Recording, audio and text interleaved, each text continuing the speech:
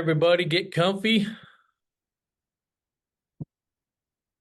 Kind of kicking off the beginning of the new school year, especially in some parts of the country. Not where you and I are, but other Yeah, places. it's School year's officially already game going. time.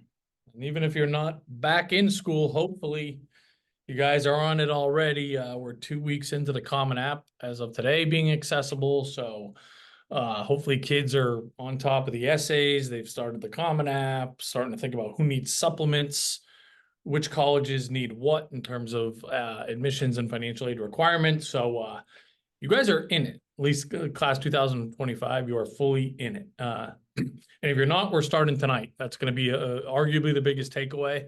Is it's time to get this party started. No doubt about it.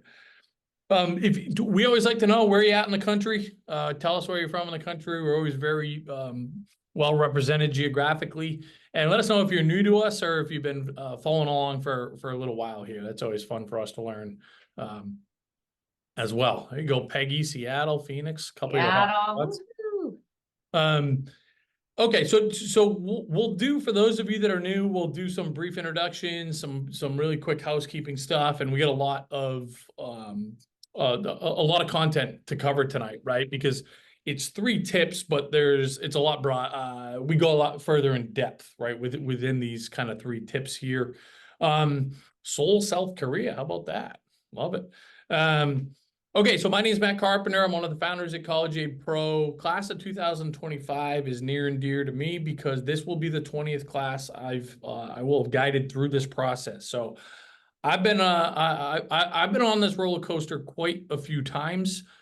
I keep coming back for more, because I think what we do is so important. I think we each have a personal attachment just to this process, right? Because we believe in college. We still believe that for so many kids, that's the best path and step for them after they graduate from high school. But it's so friggin' expensive, right? I say all the time, I love the college experience. I hate the business model.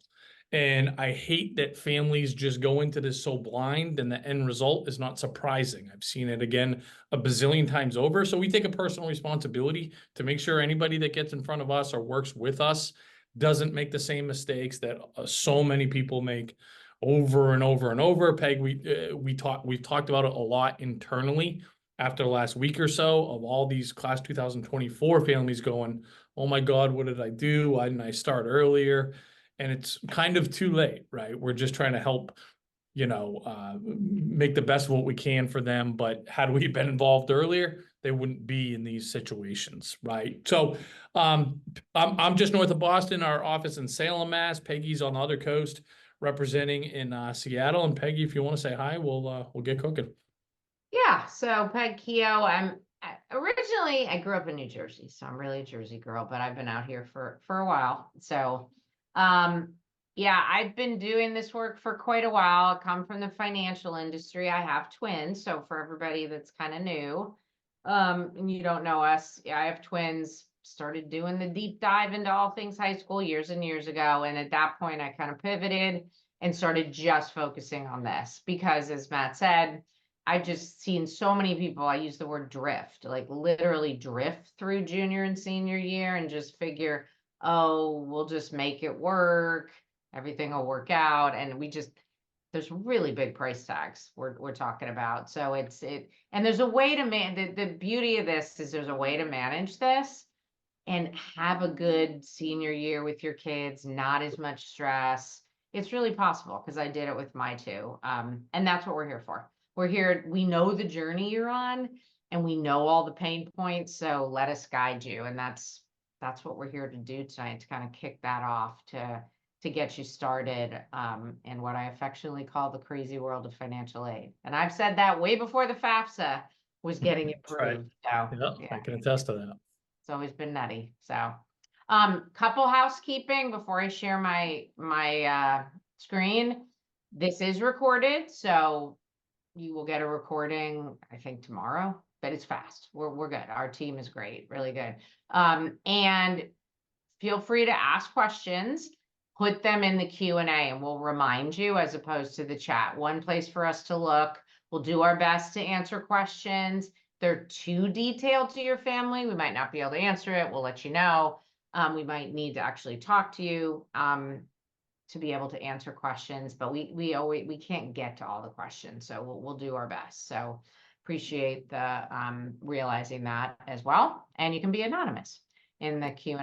So that's And make another. sure you stick around to the end, because for those of you that are new, especially, we show some extra love to anybody that shows up live with us, takes the time out of their summer night to spend an hour with us, makes it a funner experience for us to have some interaction. We're going to give away tonight specifically some pretty cool specials that again, especially for this time of the year, are very unique for us. So stick around to the end, and we'll Yeah, be done right at 8. we like to reward our live attendees, and we love, especially me, the emojis. So Yes, thank you you for do. that. Love them, love them, love them. Okay, so here we go. So we're gonna go over these tips as we're presenting tonight, and it truly, you can save tens of thousands of dollars off the cost of college, but you just have to understand how the whole thing works. Um, and that's what we're here to start peeling the onion away. So for you newbies, I don't know if Matt said he was one of the co-founders, but he is.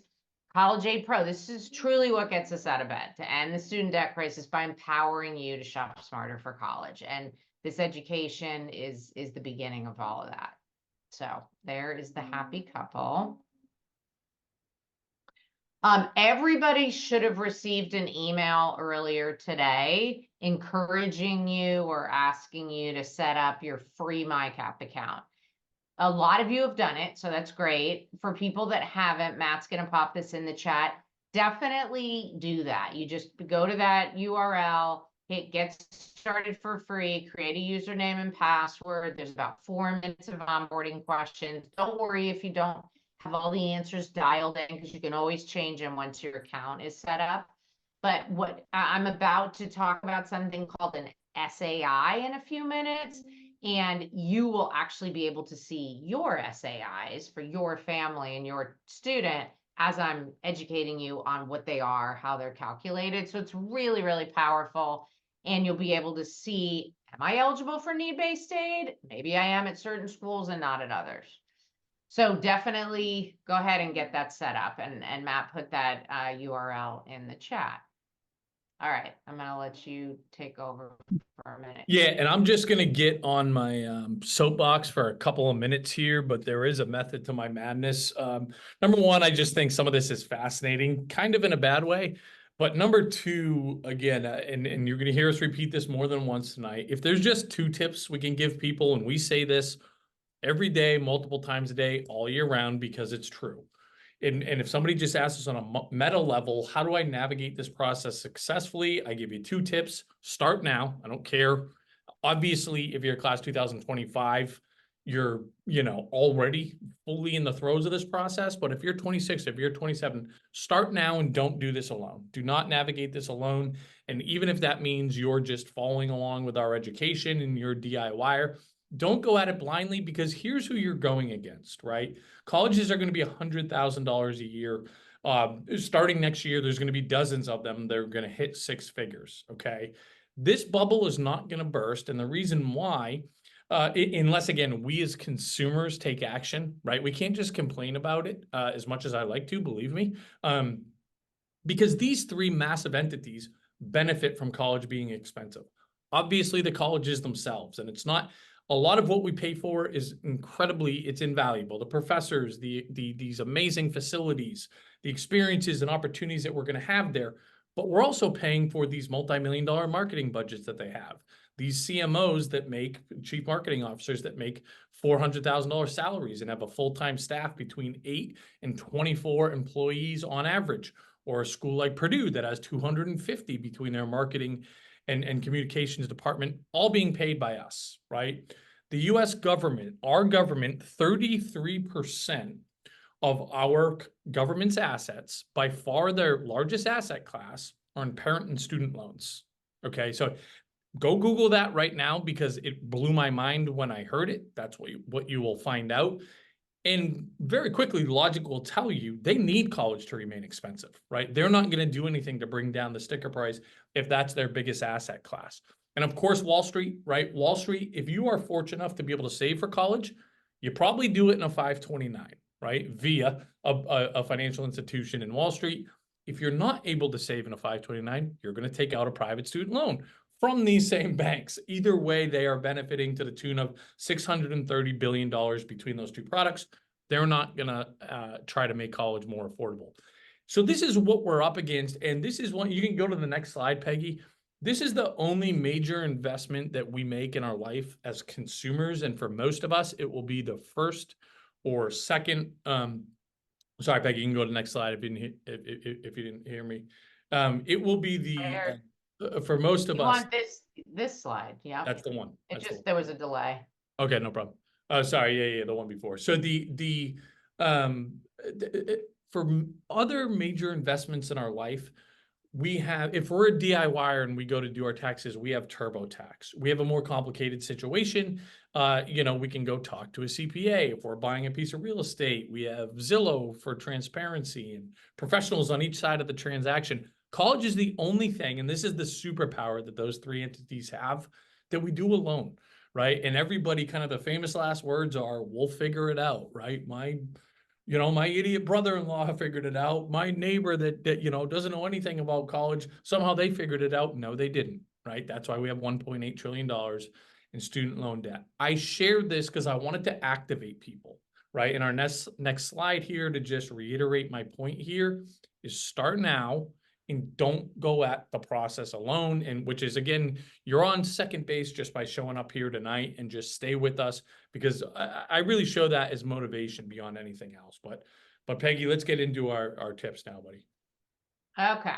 All right. So before I give tip one, I want to give you an overview of how this works, because it's a little counterintuitive. So all of these, Matt just mentioned a couple times, schools are going to be hitting six figures soon. This full cost of attendance, what we call the sticker price, tuition and fees, room and board, books, travel, personal expenses, $100,000. I just can't, it's hard to wrap your head around.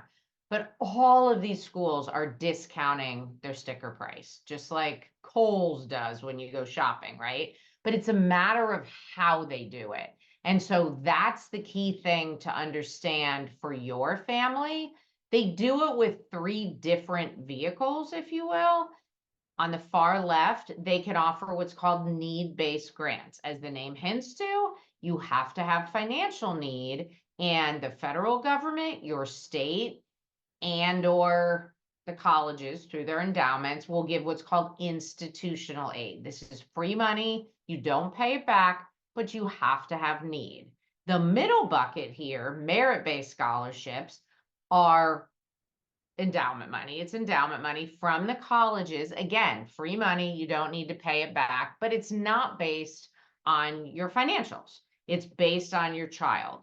Typically grades, test scores, could be leadership and talent, music, sports, whatever it is. Some schools are very, very generous with merit aid, all the way, Matt's going to talk about this in a few minutes, all the way to a group of schools that no kid on campus ever gets merit aid. You need to know that if you have your MyCap account set up and you have a super high SAI, because you're not going to get any need-based grants, but you probably can't afford and or don't want to pay $95,000 a year times one or two kids. So that's the second bucket. Ideally, you want to maximize these two. Then the third bucket we call self-help. So this is loans and work study. So a part of a lot of family strategies, there's nothing wrong with it. Obviously, loans, a reasonable amount of debt that can be paid back is part of that. And work study, your child gets a job. It's part of need-based aid.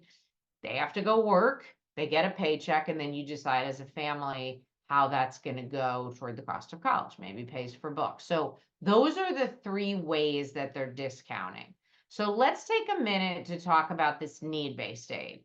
If you've got your account set up, which many of you do, you will see your student aid index. I would also say, as you get into this, you're going to notice some schools are still using the old term expected family contribution. It falls in the same middle bucket here, so don't be confused if you see that EFC. The calculations have changed starting with the last school year. So what the colleges do, you're going to submit financial aid forms. We're going to talk about those in a few minutes. They take their sticker price, say $90,000, and they say, the Jones family submitted the FAFSA. Their SAI is $50,000. They take the 90,000, they subtract what they think you can afford for 1 year, which is what that SAI is. They say, oh, this student, Bobby Jones, has $40,000 of need-based aid eligibility. Doesn't mean the college is going to swoop in and say, hey, here's 40,000 of need-based grants, like I just talked about on the other slide. Some schools will. That's their business plan, if you will. Many schools will not. They will not meet full need, and a bunch of it won't be with grants. That's all the stuff that we can guide you through. That's what you need to understand. If the cost of attendance is 90,000 and you have an SAI of 120,000, obviously you have no need. And the name of the game is going to be other kinds of discounts, not need-based aid discounts. Okay. So let's go to the first tip. And this might sound like, duh, Peg, of course I need to know my SAI or EFC based on what you just shared with me. But I can't tell you how many parents through all these years I've been doing this, I'm sure Matt's at it too, that they'll find us and their second semester senior year, and they'll book a meeting and I'll say, well, what's your SAI? What's your EFC? And they'll say, what's that? So they have no idea how this worked, why they were even submitting financial aid forms that might have not even been submitted correctly to their benefit. So you have to know your SAI. If you set up your free mic account, you will see both of your SAIs, and we're going to show you that in a minute. So let's take a few minutes to talk about the SAI. How is this calculated? There's two main buckets. There's assets, and it's student and parent, that the student who's going to college, and then income, parent and student. So let's talk about assets here. The key takeaway is that the assets that are included are your non-retirement assets. So if you have really nice balances in 401k, 403b, IRAs, those are all retirement accounts. Pensions, they're all retirement accounts. So one of the biggest mistakes people make on financial aid forms is including those on the FAFSA when they shouldn't, right? And then it shoots up your SAI. So no retirement account, all of your other assets. I'll talk about the home you live in a minute. So put that kind of to the side, but all of your other assets that are non-retirement are on the table. That means other real estate as well. So if you have a stock and bond portfolio, you have a big balance in your checking and savings account, you bought some CDs, whatever that happens to be. Where I am, you work for Microsoft and you've got some vested grants. All of that is non-retirement money. Another biggie, and Matt mentioned this earlier when he was talking about the three entities and why college is so expensive, 529s, college savings accounts that were created by the IRS years back. That's a non-retirement asset. If it's owned by the parent and the child is the beneficiary, the student, which is typically how it's done, that's an asset of the parents. That's a key thing. Like, write that down if you're a note taker. Because when you get to those forms, you want to include the balance for the one student, your one child that you're submitting the form for. That goes under your net worth, not your child's, which it's very, very easily could think, well, I'm saving it for my child. It's their asset. It's not. Okay. If you have grandparents that have saved for your child, that's not even in the mix because they're not part of the nuclear family. So that would not go on the FAFSA at all. If you have custodial accounts, and you see the third bullet on the right, UGMA or UTMAs, this is basically a gifting account to the beneficiary. This used to be the only game in town years ago, where people would get money out of their estate, gift it to grandkids, even wealthy parents. That is an asset of the student because it's a gift under the eyes of the IRS.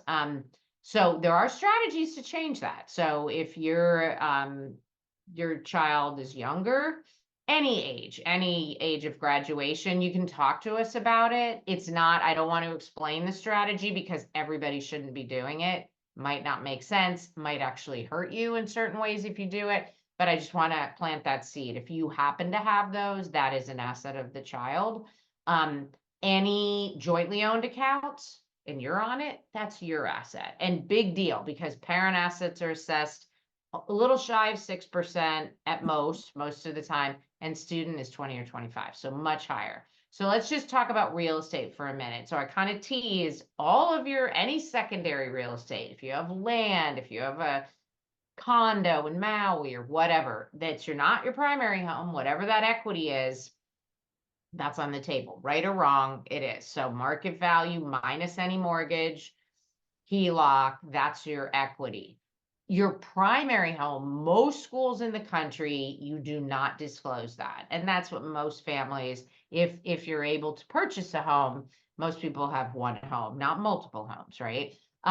There are some schools that do look at the primary home equity. And I would guess a lot of parents that are on here tonight, you're probably going to have at least one of those schools on your child's list. They're the schools that most of us know that are super popular. So there's strategies all around that. Being honest, submitting financial aid forms, not overvaluing your real estate. So that's something that we can work with you one-on-one to make sure you're putting your best foot forward when you submit these forms.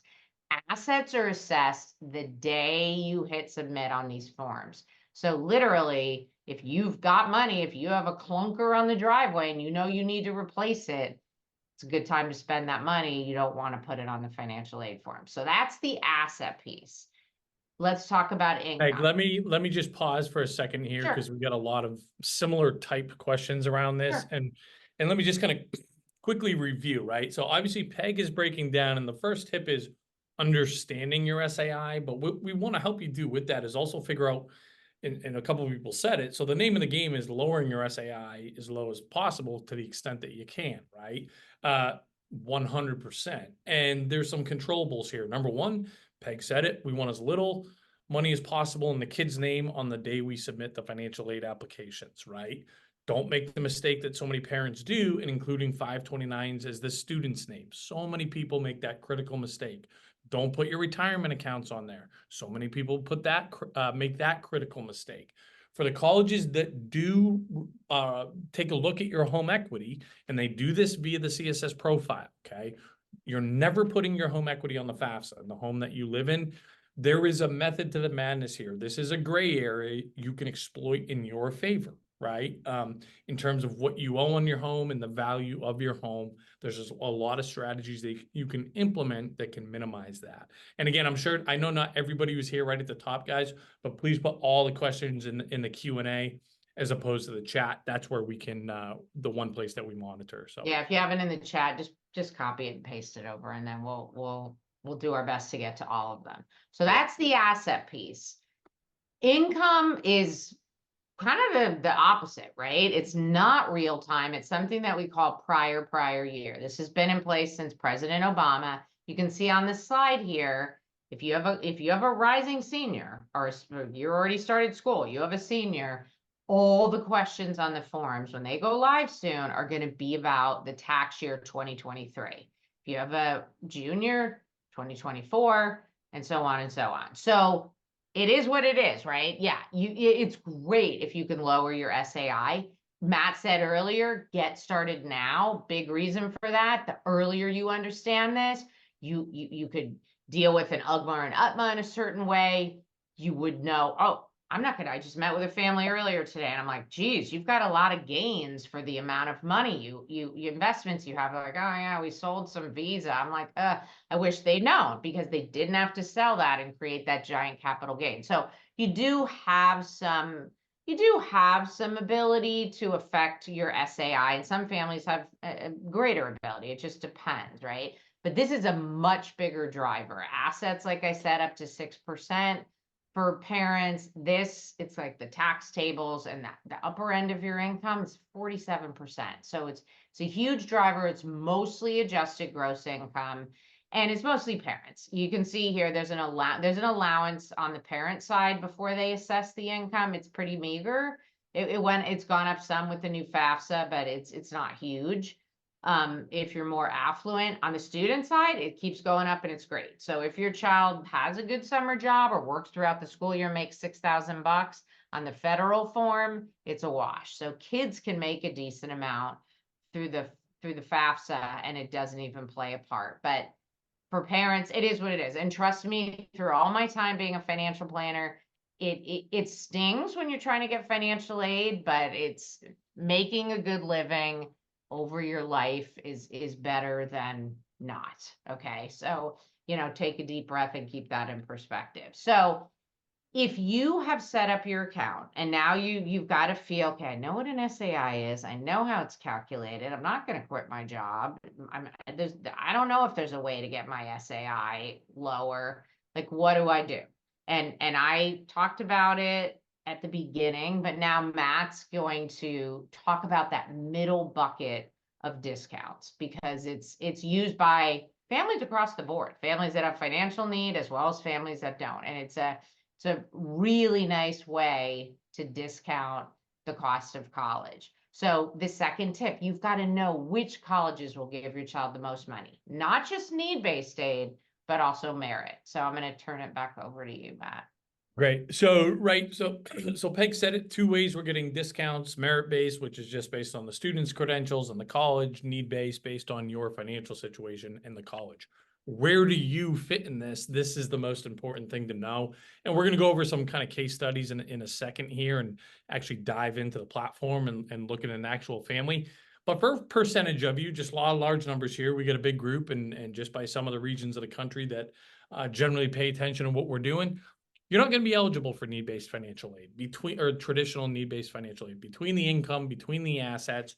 You've set up your account in MyCap and you see that your SAI is $120,000 a year. The best way to get discounts is merit-based scholarships. It's seeing which schools are going to be a good fit for our kid, but they're going to give us discounts just based on their credentials. Some great factors with this. It's for all 4 years. Need-based financial aid, we got to reapply every single year. And if our income goes up or we get our partner gets a job, well, financial aid is likely going to go down with that. Every college is different here, and I want you to make sure that you're still paying attention, even if you're going, my kid's not a great student, they're not going to get scholarships. There are hundreds of colleges that are likely going to be good fits for your kid that are going to give discounts to every single student that applies. And again, we'll talk about how to find out who's going to give your kid these discounts in just a second here. But some other notes before I go into the tool. Number one, and Peg said it earlier, not every college offers scholarships. There's about 100 colleges where scholarships don't exist, including every single Ivy League college or MIT, right? The what we call the NESCACs, right? Up here in the Northeast, Amherst, Williams, Middlebury. There's not one kid on any of those campuses that I just mentioned that are there on a scholarship. So we need to know that as we're building our list. The other thing is a lot of families assume, hey, I'm not getting need-based financial aid. And they know that, and they're correct. So we're not going to do the FAFSA and the CSS profile. There's a few reasons we make a firm recommendation that every single family does the FAFSA. But there's colleges like NYU, they're $99,000 this year, forget about next year, okay? And they offer merit-based scholarships, right, to really bright kids, but they will not consider you for a scholarship unless you've at least completed the FAFSA and the CSS profile, okay? And the last bullet point here is applying to competing colleges. So obviously right now for you class 2025s, your list of colleges should be just about done. Or at kind of towards at least the foundation is built and maybe you're just putting polish here. What we're very busy with this time of year with the families that we're working with is making sure they apply to competing colleges, especially those that are not eligible for need-based financial aid. So we had a conversation with the family earlier this week that amazing engineering student, they want to go to WPI, which is a nice little engineering school in the middle of the state in Massachusetts here. RPI is a school that they looked at, but they just didn't like Troy, New York, even though it's, again, amazing engineering institution. They said, that's not a good fit for us. We're not applying. We're making them apply there. knowing there's zero intention of actually attending there, but we know RPI is going to make a very competitive offer and we're going to go back to WPI and it's going to get us more money from WPI, right? And that is a strategy that we can and do use regardless of a family's financial aid eligibility. Guys, you saw the first couple slides. These are big, sophisticated businesses, right? That we are on the other side of this transaction with. We want to have that mentality. We have to create leverage in the way that we would if we're going to buy a car, etc. Okay, great. Let me dive right in here. So I saw that just about all of you, which is awesome, created your accounts already. So you already know when Peg's talking about SAI and merit-based and need-based, you already know what your SAIs are. And with that, that informs what these colleges are actually going to cost you. Now, this is a resident in the little city that I live in, just over the bridge here in Beverly. Kind of right down the fairway in terms of income, assets, right around the national average. They are a divorced and separated family, okay? But this is not a unique example. This is not a crazy, wonky case. And the $95,000 college at Amherst, okay, is going to be more affordable than the in-state flagship university that is UMass Amherst here, right? The headline, the takeaway, the alarm bells that should be ringing for everybody is that the sticker price is almost a distraction, okay? We have to know who is going to give our family discounts and how much. Is it need-based financial aid? Is it merit-based scholarships? Is it both? Okay. And we can see this example of like, you would think Amherst and NYU, two incredibly amazing institutions, two very expensive institutions, but we're paying almost double to go to NYU. Why is that? Because this family has equity. They own a lot of a decent amount of equity in their primary residence. NYU looks at it. Amherst doesn't. BC looks at some of it, right? So I'm telling you more than you need to know. Let the technology do the work, but you have to know these things ideally before you even apply to a college. Okay. Now let's just do something real quick. Throw out, the first college that your guy's number one choice that or your kid's number one choice, or maybe your alma mater. Put in the chat, a college or two, and we'll just look at a couple, and I'll kind of show you again for this family to figure out how are they going to actually. I saw one out by you, Peggy. So Yeah, Gonzaga. Gonzaga. Okay. In Spokane there. So obviously pretty expensive school, but we see we're going to get a discount here. If I click on any college, it's going to tell me a few things. Number one, are we going to get merit-based scholarships? Are we going to get need-based grants? It's incredibly rare that we get both. Usually we'll be awarded the higher of the two. So this kid, based on their GPA and test score, is going to get a merit-based scholarship. Now, another thing that we're really proud of here, for every college in the country, we have every scholarship that they offer and the qualifications for each, okay? But I think that the real magic is we're going to tell you how much is your kid actually going to get. These are not averages. These are customized based on your inputs. I'll just do one more to give you guys an idea. And this is my girlfriend's alma mater, Peggy, Cornell University, NBD, Ivy League education. But this is a good one to look at because we see that we're getting this huge need-based grant, but no merit-based scholarship. Why not? Because scholarships don't exist at Cornell. Okay. So if this family wasn't eligible for need-based financial aid, if they had a high SAI, guess what? They're paying $96,000 to go to Cornell next year.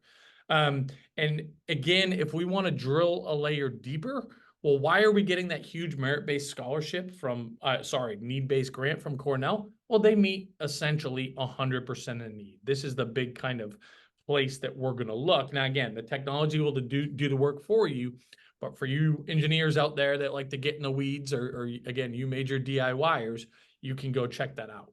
But this is where we can sort, again, leverage the platform to figure out what are the right fits for my kid that are also going to give us the most money. So I can go say, my kid wants to be close to home. I know they want a smaller school and they want to major in bio. And there's all sorts of filters you can put in here, but I'm not eligible for need-based financial aid because I have a huge SAI. So just sort based on who's going to give me the most in scholarships. And then boom, wow, Wheaton College. Okay, I can see they're going to give me 40 grand regardless of our income. Maybe we'll take a look, right? Because they checked a lot of the other boxes that were important to us. We are eligible for financial aid. Great. We can sort just based on that. It's impossible to get into MIT, but here's some other colleges that are really good with financial aid that, again, are checking the admissions boxes that are important to us. So this is, again, when we talk about trying to find the schools that are going to give us the biggest discounts based on our SAI and based on the student and based on criteria, this is how we can leverage a platform to do that.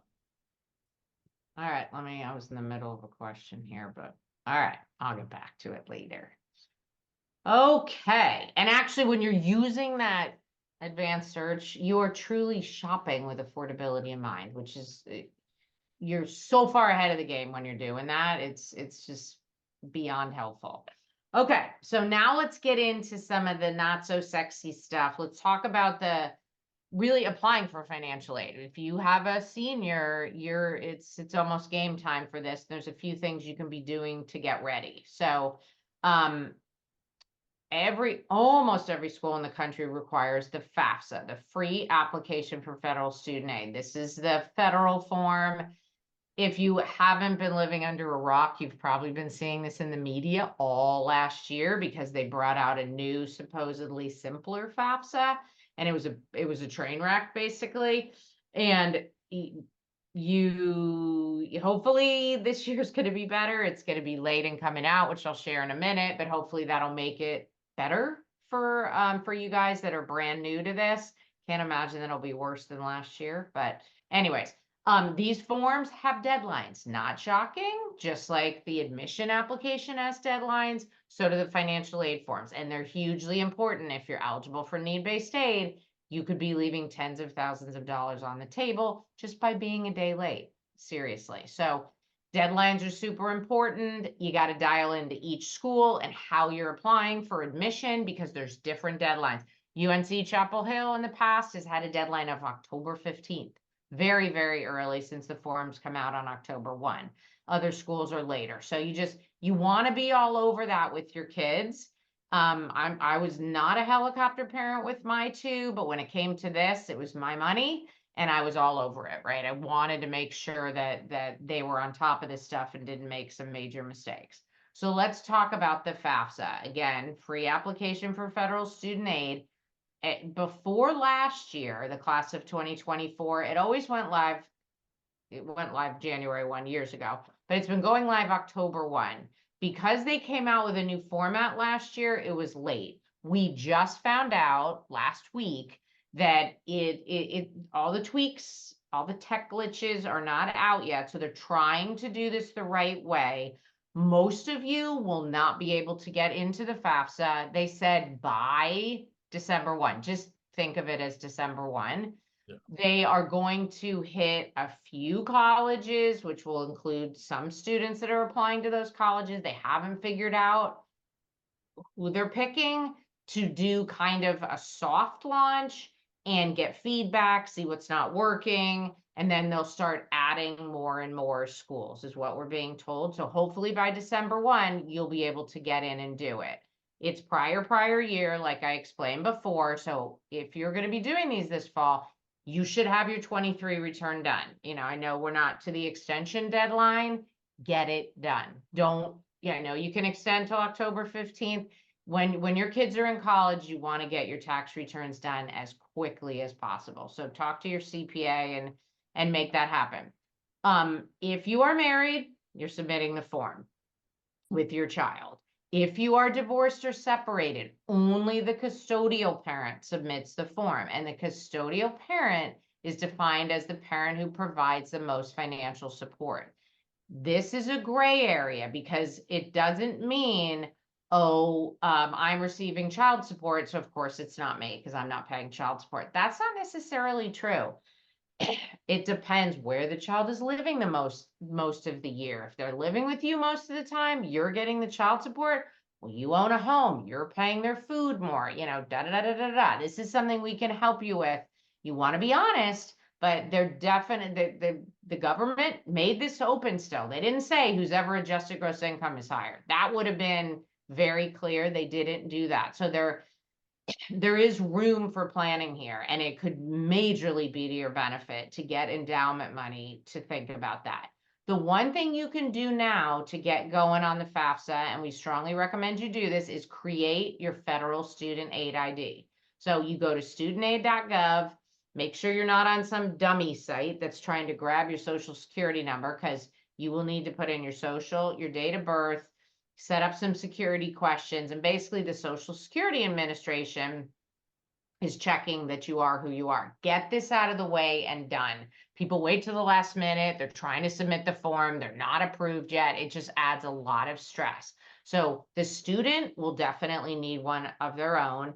And then if you're married, one parent. If you're divorced, again, the custodial parent. There are a few situations, and we'll get more in the weeds on this on subsequent webinars, where both parents might need it. But for most people, if you're married, one parent needs to get it. So go ahead and do that and have your child do it. Screen capture exactly how you set that up with your name, because that's gonna need to match down the road when you're submitting forms. Okay, so that's the FAFSA. Every school. There's a second form that, like Matt talked about, Cornell. Cornell requires the CSS profile, not in lieu of the FAFSA, but in addition to it.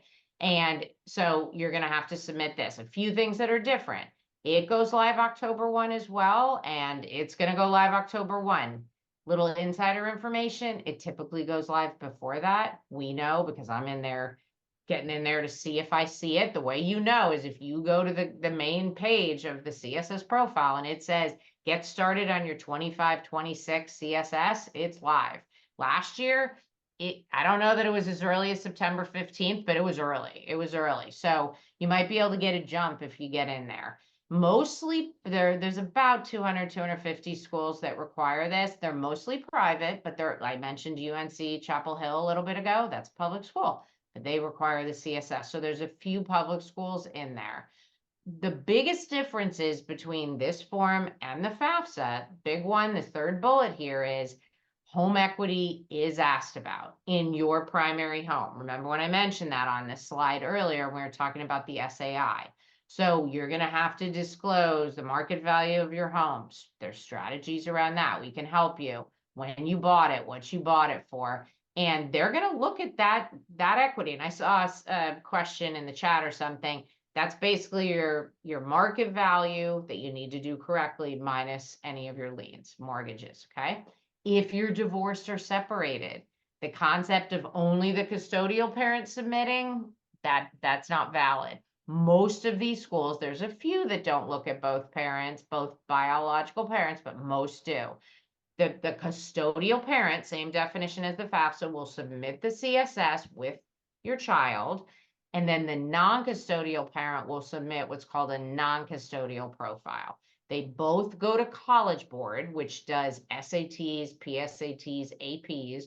Most of your kids are already going to have an account. That's how you get in there. You don't have to create something analogous to an FSA ID. You just use your child's login. If you're married, that's how you're going in and submitting it.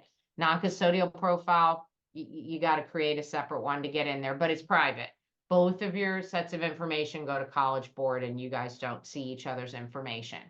If you're a business owner, your business is going to be asked about actually on both forms, because that's a new change with the FAFSA, the value of your business. And it's very important, just like your home, to not overvalue your business. You don't lie, but certain businesses, I had my own business before I joined CAP. And honestly, if I got hit by a bus, the business was me. There was nothing really to sell. So I could honestly say zero when I'm filling out these forms, right? So you don't want to, some parents are like, but that seems like I'm lying. And in certain cases there is value, but other cases there's not. So that's where we can help as well. This form is very long and it's very invasive. And I've never had a parent and there's one question that everybody asks across the board. There's just most people, one of our pros of our team of experts, he says, I forget, Matt quotes it, but I forget what he says, that that 1 out of blah blah people make mistakes on these forms, or 3 out of 5 or whatever. And the Yeah, I think CSS, it's 3 out of 4 in his experience. yeah, He was the this, former director of financial aid at USC, and that was his. yeah. And so he saw a lot of these forms, and these schools, once you submit the form, they ask you to upload basically everything, all your tax returns, your W-2s. So they actually might catch your mistakes. They might not. If they, they might not catch them, even if, you've made a mistake that hurts you, they might not catch it. So it's almost better to do the CSS first and then the FAFSA. Although I can't say that anymore because of all the FAFSA problems, but that's the way it used to be before the FAFSA was quote unquote improved. And one of Matt's best friends, and the guy that we know and love, Billy Rabbit, who's in our company, he always jokes and says, if you're going to do the FAFSA, you get your frosty mug of beer, right? I would pick beer, right? Not a wine person. But when you're doing the CSS, you kind of need to have more than one sitting there ready to enjoy. So, and I'm only talking to parents here. No underage drinking. We're not encouraging that. But I'm kidding, right? But it's a bit of a crazy form, and I have parents some years that actually get upset at how much they're asking. So it is what it is. You have a choice of where you're applying, right? So where your child applies to school. But you will need to do this to be eligible for need-based aid, and in certain circumstances, even to be eligible for merit aid. So Matt talked about this a few minutes ago. The FAFSA, hands down, everybody should do, and there's very few cases where people should walk and not submit this. Very few. So it's just part of the process. So that's the CSS profile. Yeah, and just quickly, because the question got asked again and again, please put the questions in Q&A, guys. That's where we're monitoring. Why would we do the FAFSA if we're not eligible? To reiterate, you could be disqualifying yourself from scholarships at some colleges. Number two, if we do the FAFSA, the kid is entitled. It doesn't matter if you're a billionaire, to $27,000 in a federal government direct student loan. If your family needs to borrow anything at any time, there is not a better option than that, full stop. If your family doesn't need to borrow, pay it off on their behalf. They graduate with established credit as 22-year-olds. Okay, because technically that loan is just in their name. Yeah, So there's a lot. If something happens in your life, yeah, income drops, and right. some schools will say, "Sorry, family, you Believe didn't me, apply we've freshman seen it year. all. You're Yeah, out." it's a preventable mistake, right? To Yeah, not. just trust us. Um, Submit the okay, so the file. last tip here, Okay. Peggy, you can rip through these and then I'll kind of get into the content, right? We talked about knowing your SAI/EFC, and when we talked about how to lower it a few ways, right? Obviously, we can go on and on and on about that.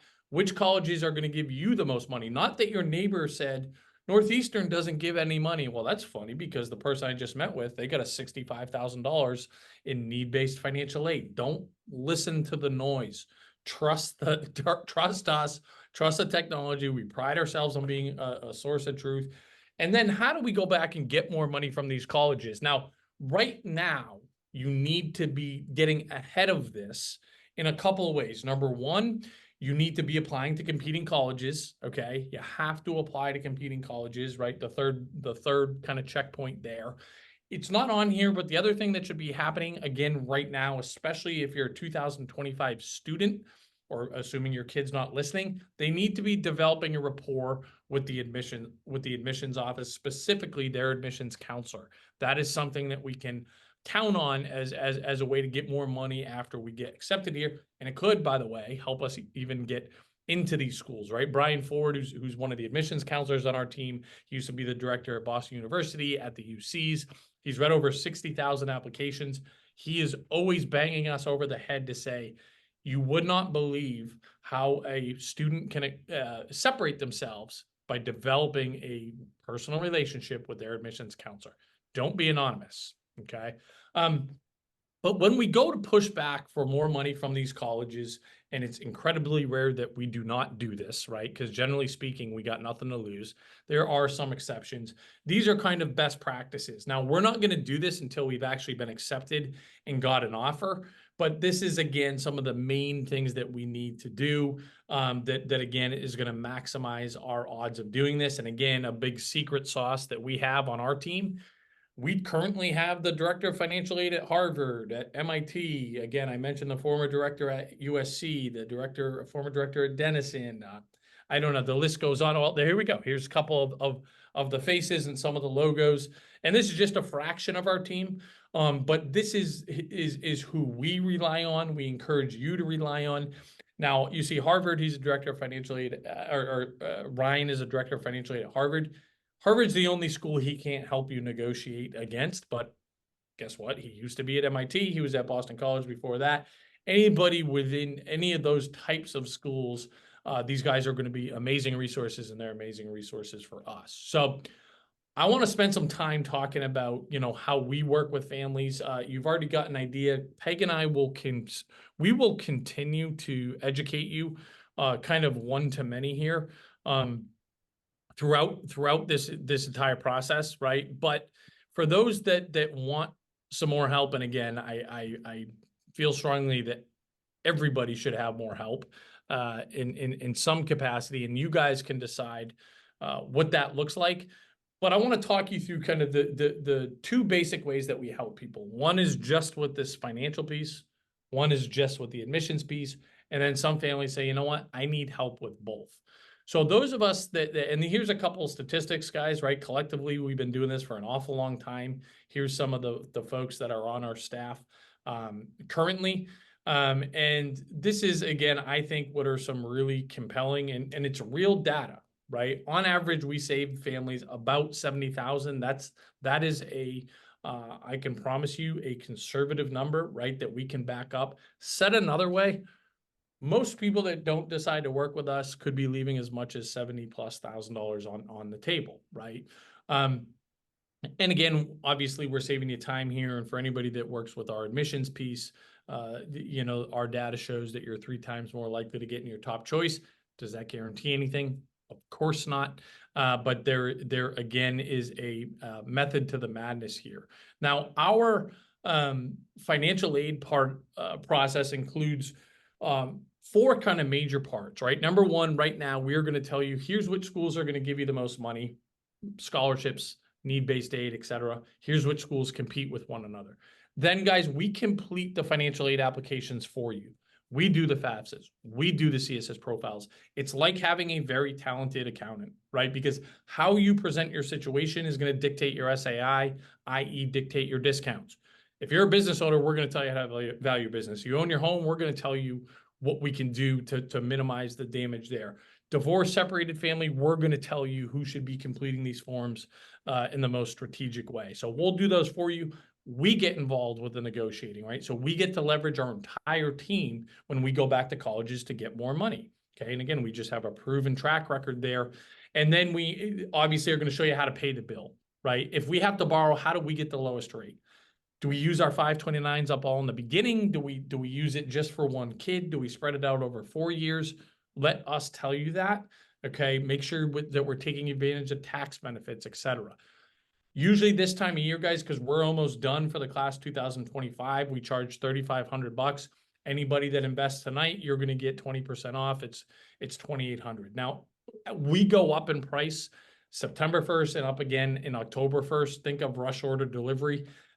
Just because our roster fills up, and the longer that we have to work with you, the more effective that we can be. Okay. And again, we can only take so many clients on what we call these wake me up when it's over packages. For our admissions help, what we do there is you get 20 hours one-on-one with one of our experts. I mentioned Brian Ford. He's been doing this forever. He's one of the most talented people that I've ever met in terms of helping these kids manage this process and do it the right way. How do you crush your essay? How does that stand out? How exactly do you order your activities on the Common App? Guess what? That matters. Do we send the test scores or do we not? And know what the answer to that question is for 90% of the families we work with? Both. Because we will send them to some schools, we will not send them to others. Let these guys tell you. There's so much at stake here, and we're just maximizing your odds that we're presenting the best package possible to these schools. So generally speaking, again, that's $4,500, $44.99 this time of year. Again, if you make the investment tonight, it goes down to $35.99 if you want admissions help only. For most families, guys, I recommend, and this is what we're going to focus on tonight, let us take the wheel for both of these. You will be working with somebody one-on-one, working with the parent or parents to take over the financial aid process from now until your kid moves into the dorm. And then you will be working with one of our admissions expert. And this is really happening with your kids. We are the taskmaster that's going to say, here's exactly what we need done and when, and then here's exactly how it should look, right?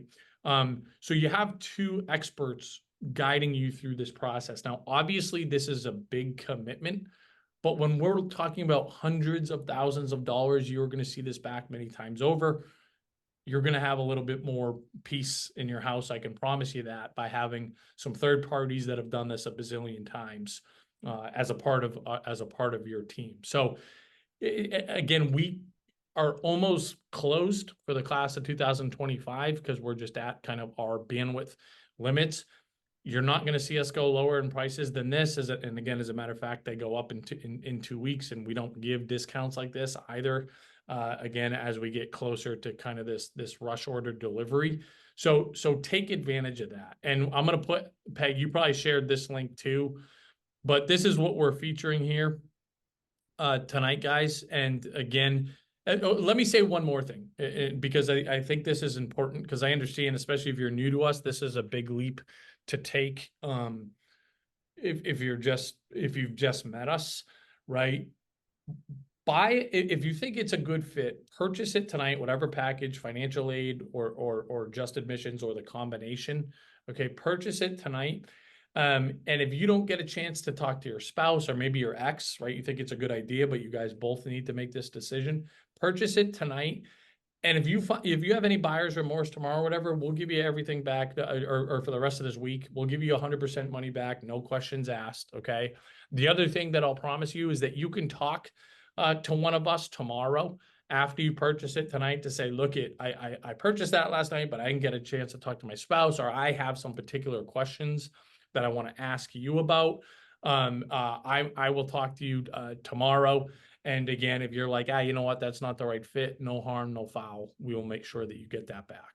Yeah, so on that link, basically put the link that I put in, Matt, scroll down and just click sign up, and it'll go right to Yeah. the proposal, and you can scroll down. A few people are asking when's the best time to do this. Basically, if you're interested in the admissions piece, our experts have told us, because Matt and I don't do that part, earlier the better. We can talk about what courses they're taking, what activities they're involved in, not to stress them out, but the more you're kind of thinking about this, the better. Obviously, there's a lot more work done probably junior year than if you have a child that just started freshman year. But if they were here, they would say it's not too early. It actually helps them be more effective with Said your another child. way, said another way, most of our admissions folks are already closed for the 25s, right? I think we have two more, just Brian and JP, that are taking class 2000. If you're 25s, you have to start now, guys, and please do, right? That's one of the biggest takeaways from tonight, if not the biggest. If you're 26 and 27, I promise you, not as early as you might think. But yeah, right through the proposal, you can just sign up and get paid right here. You'll hear from Jackie in our office tomorrow to get you onboarded, to have you meeting with your pro, and you're off and running here. And yeah, once I go to you can either do 6 monthly payments, but there's a finance charge there, 5% finance charge, or you go to one time and pay, and then you'll see the option to put in your promotion code right here. So right through the proposal, you can go through those steps. Now, for some of you, right, it might be one of these things where it's like, look, this is great. I totally get it, Matt and Peg, but I'm just a DIYer.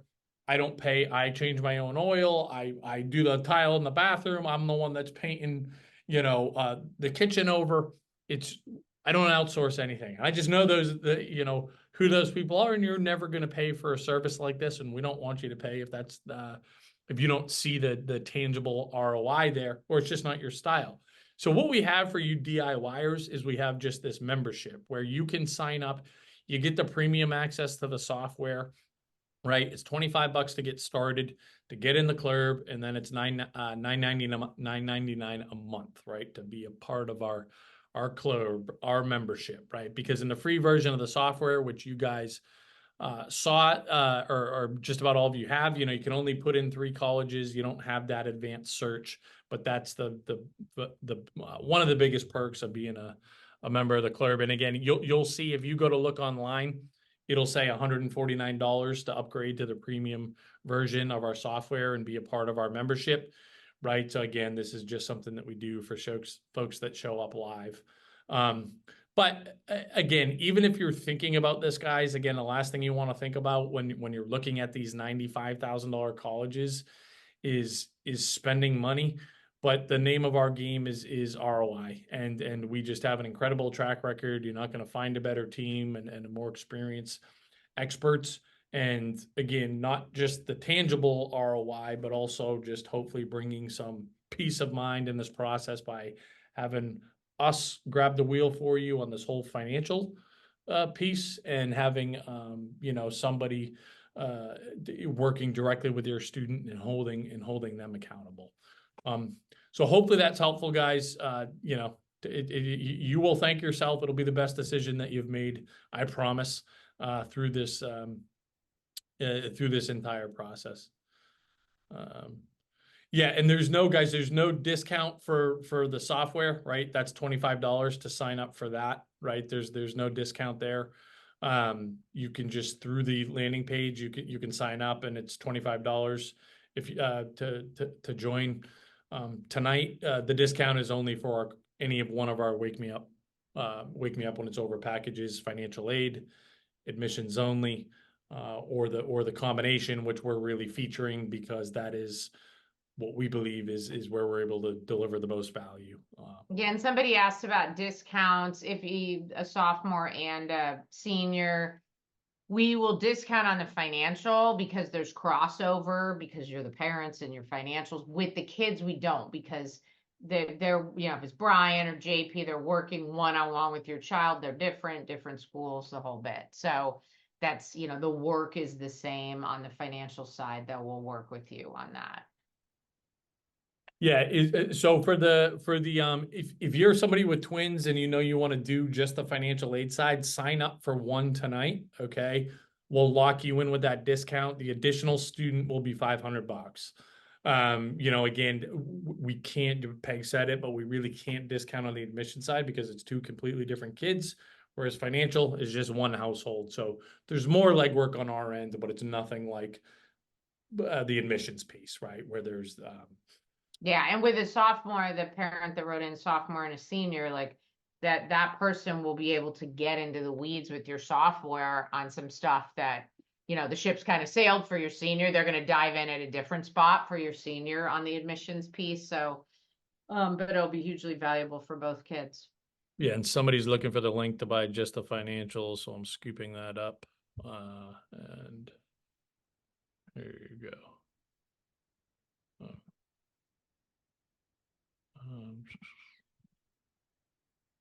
Okay. Did you put it in the chat? No, sorry, it was in the Q&A. Right? Oh, okay. Okay, I just didn't see it. But I think that's it, Peggy. I mean, do we miss anything else that was No, obvious here? I think we're good. Everybody should, grab that page in the chat. You'll get right to you'll be here where Matt's showing now, and then you hit sign up, and that'll take you right to the proposal. And then you can sign up right through here. Yeah, and then it's somebody was writing in about the QR code. Just click do that, and then you'll be there. You'll be there. Yeah, exactly. And then guys, there we go. I'm putting in this page again with just the proposal, and then this page, guys, the members to sign up for the club. It's right in here, and you just sign up right there. And again, I'm putting that in the chat in as well. Okay. Yeah, and again, so this is the DIY, guys. So that's this page right here that I just put in the chat, right? Is right here.